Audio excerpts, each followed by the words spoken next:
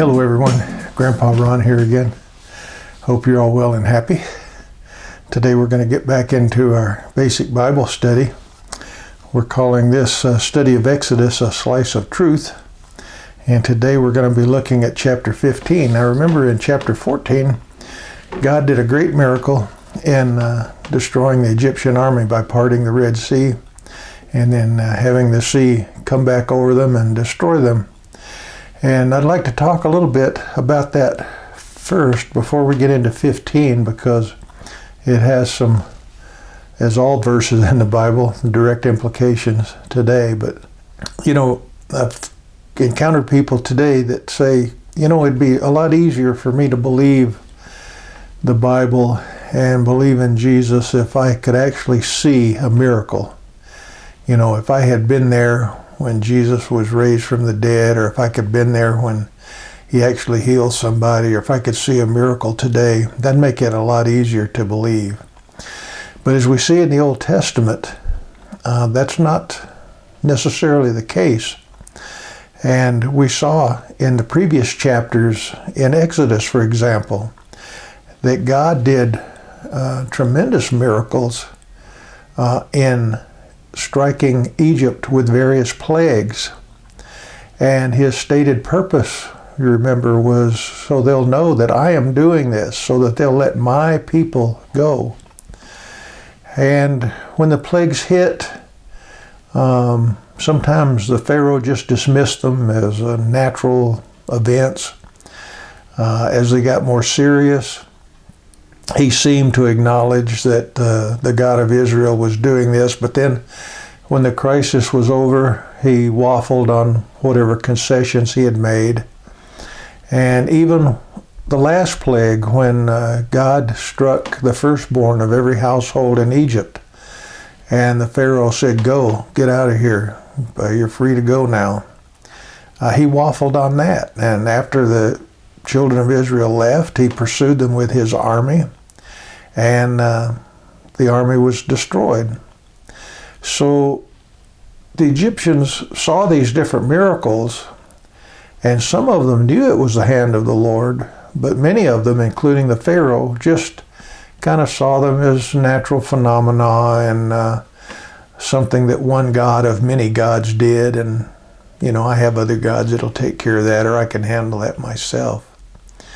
Even the children of Israel, when these plagues hit, they would waffle a little bit.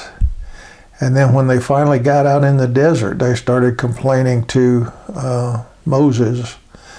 And why'd you bring us out here? Here Pharaoh's chasing us. He's going to kill us, forgetting what God had done and all those previous miracles. So I guess what I'm saying is, in those cases, a lot of the miracles were interpreted as just phenomena, common phenomena that have a circumstance, luck. In more modern times, I remember reading a book about the Battle of Midway. And if you look at the analysis of that battle, there's, and I'll use the word coincidence after coincidence after coincidence. The Japanese bombed the island of Midway. They returned to the ship. They were told by their lead pilot that they needed to fly another mission. So the reserve planes he had on the ships, he had them for protection. He had them take anti-ship bombs off and replace them with, let's call them runway bombs, and waited for the original flight to land. Had got word that there was Americans in the area, carrier in the area. So he had the runway bombs taken off, put the anti-ship bombs back on, so their bombs scattered all over the decks and everything. And the first Americans showed up were torpedo planes. The torpedo planes showed up, and they didn't have any fighter cover. They attempted to make an attack anyway. They were all wiped out, but it brought all of the Japanese fighter planes down low to defend the ships and attack these torpedo planes.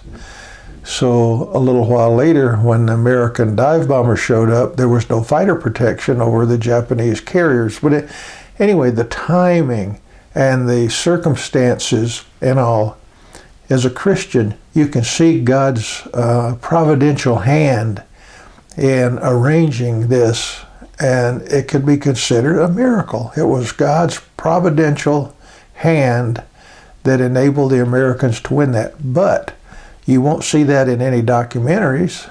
You won't see it on the movie screen. You'll see it as, boy, that was sure lucky. Did we get lucky? We lucked out. Were they better than us, or were we just luckier?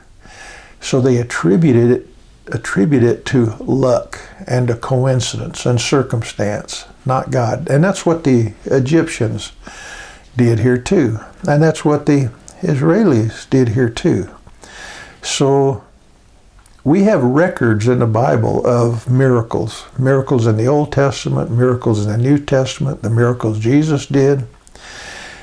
And whether or not we see them is pretty much irrelevant. It's whether we believe the account that God inspired these apostles and prophets to write down so that we could see what has happened. And we can choose to believe it, or we can choose to dismiss it as just luck, circumstance, whatever.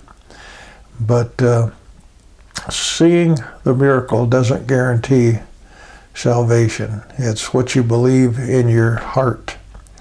And we're going to see this happen more. And we're going to read chapter 15. I'm just going to read through it real quickly, because it's basically the children of Israel praising God, which is what God wanted. That's why he performed these miracles, so that they were unmistakably miracles. They were unmistakably from God. There is no way anyone could say, well, this was just by chance, or this was just a natural phenomena that just happened to occur when the Egyptian army was there. God did this so that it was clear. The Egyptians knew it as they were dying, and the children of Israel knew it, and they're praising God for it. So let's read chapter 15. I'm going to go through it all in one reading, so you can just see the joy and the praise and the worship the children of Israel are giving God. Chapter 15, verse 1. Then Moses and the sons of Israel sang this song to the Lord and said, I will sing to the Lord, for he is highly exalted. The horse and its rider he has hurled into the sea. The Lord is my strength and song, and he has become my salvation. This is my God, and I will praise him, my Father God, and I will extol him. The Lord is a warrior. The Lord is his name. Pharaoh's chariots and his army he has cast into the sea, and the choicest of his officers are drowned in the Red Sea. The deeps cover them. They went down into the depths like a stone. Thy right hand, O Lord, is majestic in power. Thy right hand, O Lord, shatters the enemy. And in the greatness of thine excellence thou dost overflow those who rise up against thee. Thou dost send forth thy burning anger, and it consumes them as chaff. And at the blast of thy nostrils the waters were piled up. The flowing waters stood up like a heap. The deeps were congealed in the heart of the sea. The enemy said, I will pursue, I will overtake, I will divide the spoil. My desire shall be gratified against them. I will draw out my sword, my hand shall destroy them. Thou didst blow with thy wind, the sea covered them. They sank like lead in the mighty waters. Who is like thee among the gods, O Lord? Who is like thee, majestic in holiness, awesome in praises, working wonders? Thou didst stretch out thy right hand, the earth swallowed them. In thy loving kindness thou hast led the people whom thou hast redeemed. In thy strength thou hast guided them to thy holy habitation. The peoples have heard thy The peoples have heard. They tremble. Anguish has gripped the inhabitants of Philistia. Then the chiefs of Edom were dismayed. The leaders of Moab, trembling, grips them. All the inhabitants of Canaan have melted away. Terror and dread fall upon them. By the greatness of thine army, they are motionless as stone, until thy people pass over, O Lord, until the people pass over whom thou hast purchased. Thou wilt bring them and plant them in the mountain of thine inheritance, the place, O Lord, which thou hast made for thy dwelling, the sanctuary, O Lord, which thy hands have established. To the Lord shall reign, the Lord shall reign forever and ever. What a wonderful song. How excited they were.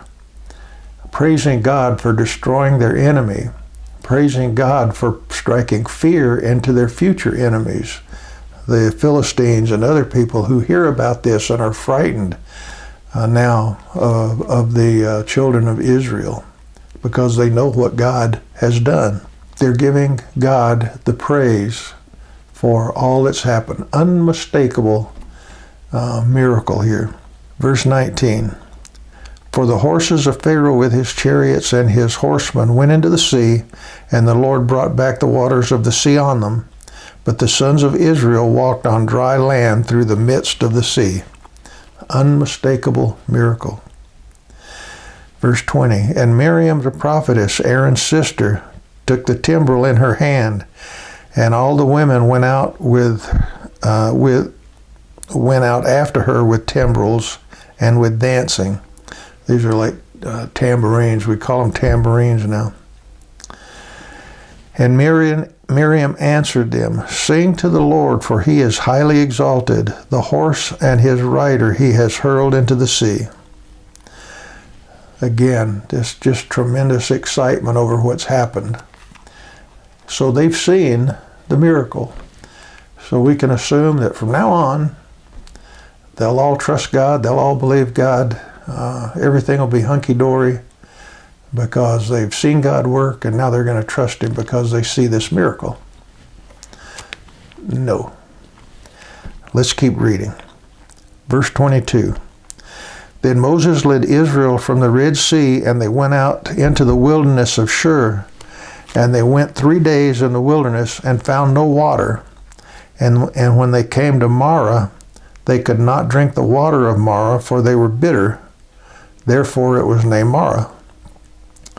So the people grumbled at Moses, saying, What shall we drink? Just 3 days later, after seeing this wonderful miracle of God and seeing his power and celebrating in such a way as we've just read, they start grumbling. Well, where's the water? You know, are they trusting God? No. Verse 25. Then he cried out to the Lord, and the Lord showed him a tree, and he threw it into the waters, and the water became sweet. There he made for them a statute and regulation, and there he tested them. I'll pause. This tree, don't know if it actually had any physical properties that turned the water sweet. I think it's more symbolic, but we'll just leave it at that. God provided them a way to have plenty of fresh water for these millions of people. Verse 26. And he, Moses, said, If you will give earnest heed to the voice of the Lord your God, and do what is right in his sight, and give ear to his commandments, and keep his statutes, I will put none of the diseases on you which I have put on the Egyptians, for I, the Lord, am your healer. Kind of like the rainbow covenant, you know. The rainbow covenant was unconditional. I'm not going to wipe you out anymore with a world-covering flood. This one's conditional. If you follow my statutes, give ear to my commandments, then I'll take care of you.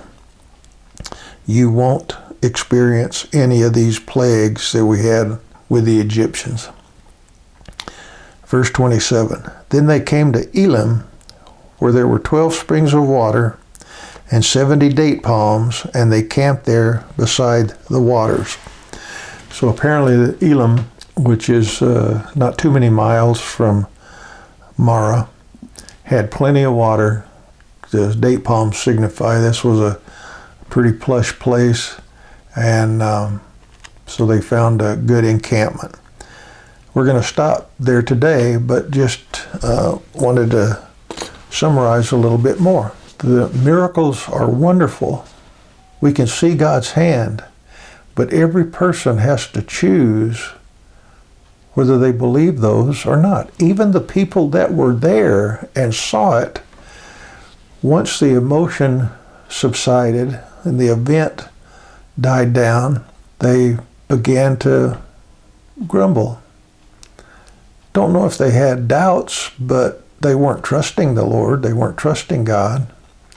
They could complain. And we're going to see this happen more and to a much, much greater extent, to the point where eventually they even build an idol to worship instead of God. So when people say, well, if I could see a miracle, that'd make it easier to believe. No. Even today, when things happen around us, we see floods, earthquakes, all kinds of disasters. You know, God says, I cause those. I control disasters, the good, the bad, things that happen. And when we don't believe that, and we attribute things to just natural phenomenon occurrences, that's displeasing to the Lord and not healthy for us. Also, when we fail to attribute the good things, you know, when we're blessed, when good things happen to us, when things are peaceful, when we're not being persecuted, just the normal day-to-day living, breathing God's air, drinking His water, enjoying the scenery around us, when we don't attribute that to God, that's a bad thing. So it all boils down to what we believe in our heart.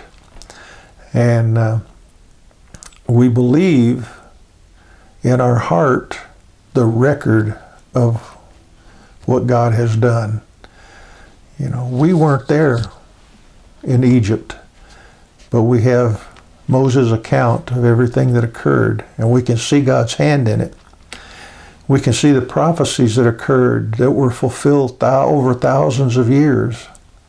We're going to see miracles later in other sections of the Bible, and we know about Christ's miracles through the writings of the disciples and apostles and prophets that Jesus performed in Israel and the surrounding area. Yet, we have to make a decision. Do we believe it or not? Do we believe it or not? I hope you'll believe it. And we'll stop there. I hope this has been meaningful to you. And we'll continue next time. I hope you'll watch. In the meantime, God bless. Bye-bye.